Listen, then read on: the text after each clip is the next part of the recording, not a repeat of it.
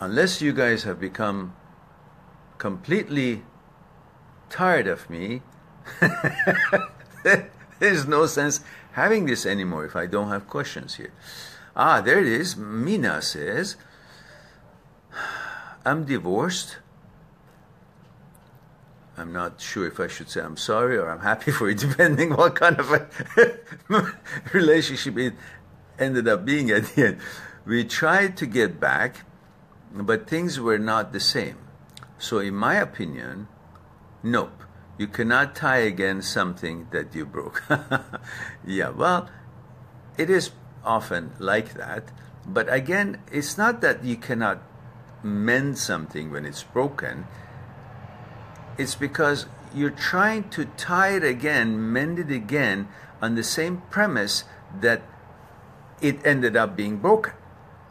Meaning on physical attraction, on doing some other exciting things, everything physical, maybe a little bit more flower, maybe a little bit more attention, maybe a little bit less selfishness, maybe a little bit more caring or more time together. But these are all cosmetically arranged to tolerate each other or tolerate this situation, tolerate the problems, but doesn't address the problems.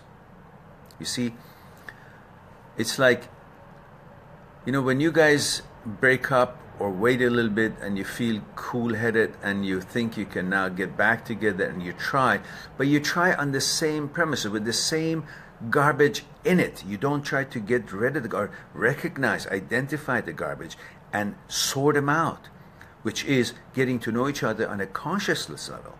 You still want to get back together on the same premise, in the same ways that you try to keep it together, which didn't work.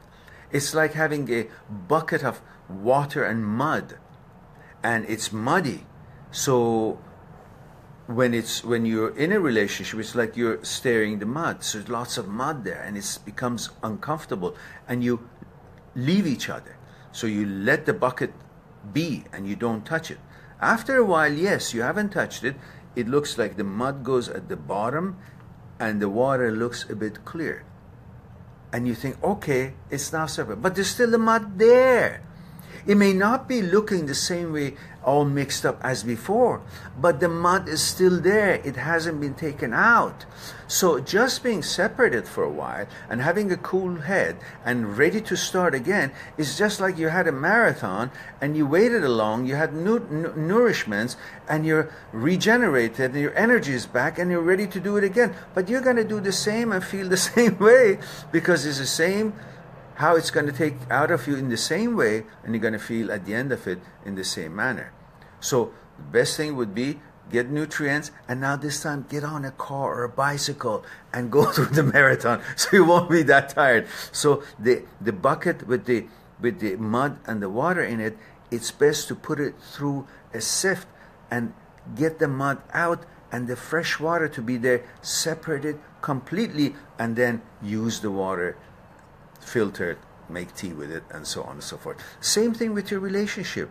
When you take time off, well, use that time off to think what things you should address when you try to get back together. And when you get back together, start talking about how things are different in your consciousness level. What about your desires, and how does your ego plays into this whole equation? What are the fears that each one of you are facing? What is it that you're concerned that you don't feel certain in this relationship? What is it that doesn't let you have that elusive psychological security, which we never reach it, but at least we can feel like we are in a certain order, that it's a combined and pleasant order that can be shared?